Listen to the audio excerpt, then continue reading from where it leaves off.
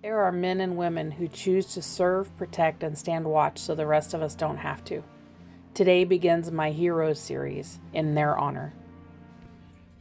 Hi guys, welcome to Miss L Creations. Can you tell what we're doing today? I have this really cool American flag dish tray that we're going to make today. And we got to make up a little bit of, we got to be creative in the back. So the back of this has this grid mark on it to keep the center from falling in as you fill it with resin. However, if you can see here, it's shorter than the outside of my tray. So why they even bothered, I don't know, but it is what it is. So I went ahead and took 2 of these tongue depressors and one of these thinner coffee stirring sticks and just stacked them up on top of each other. And this ends up being just about perfect to make this portion of the tray level with this portion so that it's all level across. And then when we fill our resin into our mold, it should all balance out very nicely. So this should hopefully keep our tray from sagging in the middle as we get resin in it and it gets heavy. I just wiped this out and I have that one little hair in it. There we go. New mat and everything. So I shouldn't have any glitter, no hairs, no nothing getting into anything, and I'll be danged if I didn't.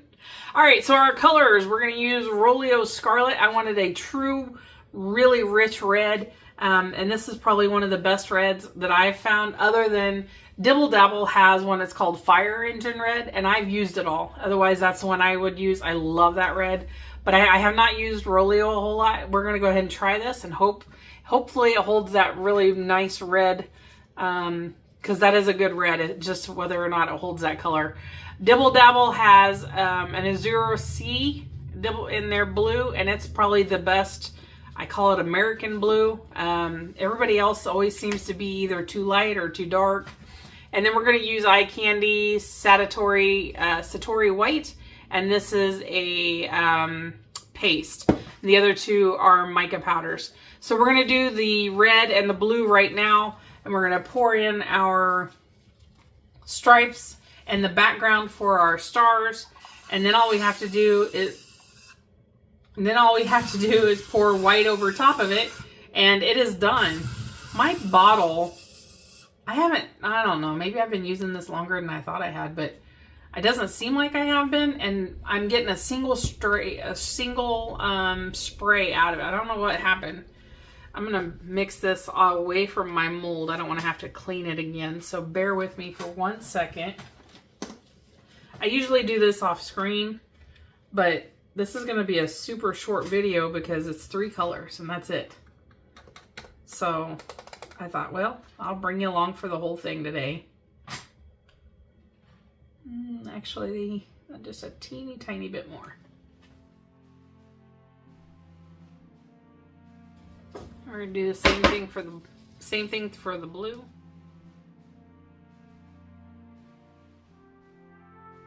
And we're gonna, I know we don't need much blue at all, but I think we're gonna have a ton of extras, so.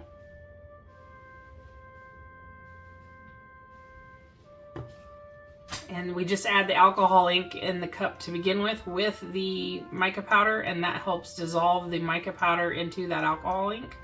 I don't know who originally came up with it, but Michelle over at Glitz and Glitter is the one that I watched do it. So I'll give her the shout out. If it came from somebody prior to that, you can let me know down in the comments.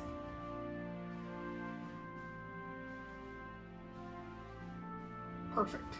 All right, I'm gonna run those through the debubbler and we'll be right back. Okay, they are fresh out of the debubbler. And I think I'm gonna do the blue first. And so I want my mold to be nice and warm so that the fluid rolls freely, I guess you could say, because all of these tiny little stars, I want those to stay, I don't want blue to get on those stars. So I'm gonna warm up the mold so that that blue flows really nice in between them, and hopefully we don't get anything up on top of our stars. We'll see how my tremors hold up here.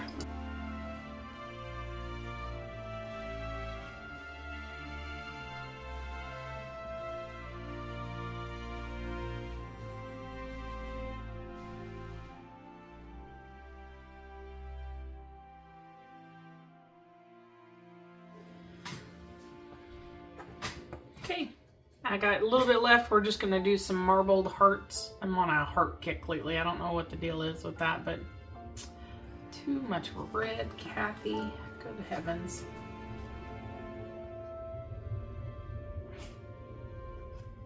You really are supposed to just drizzle it in. That's all it needs.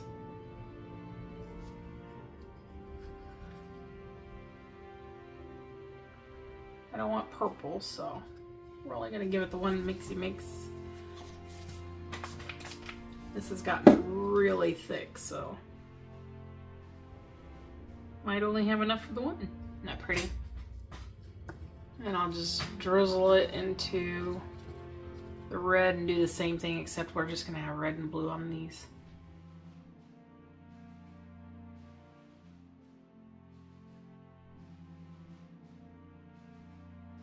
Alright, that does it.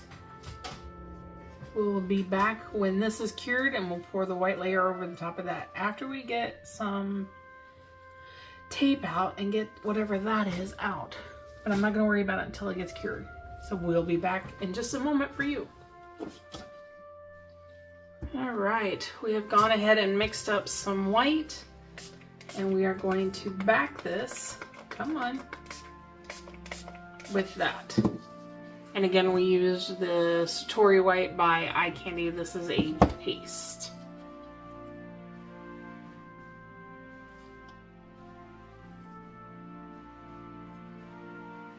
We're going to pour this nice and slow as to not incorporate any more bubbles than we have to.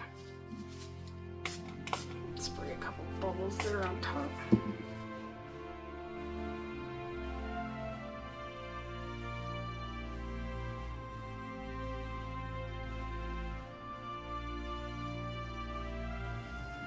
So with the color already in it, this holds 4 ounces.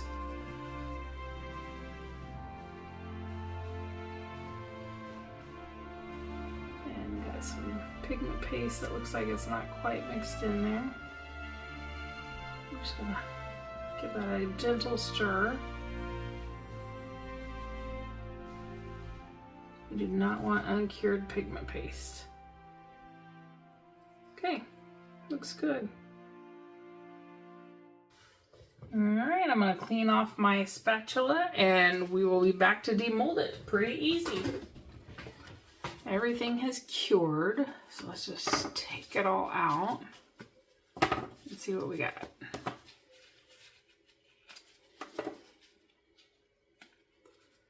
Oh, that's kind of cool. It's not white, but a little off-white. That's kind of cool. Oh, got a little dribble of white that sank to the bottom. Very blue. Oh, I like that one. And this is one I have the highest hopes for.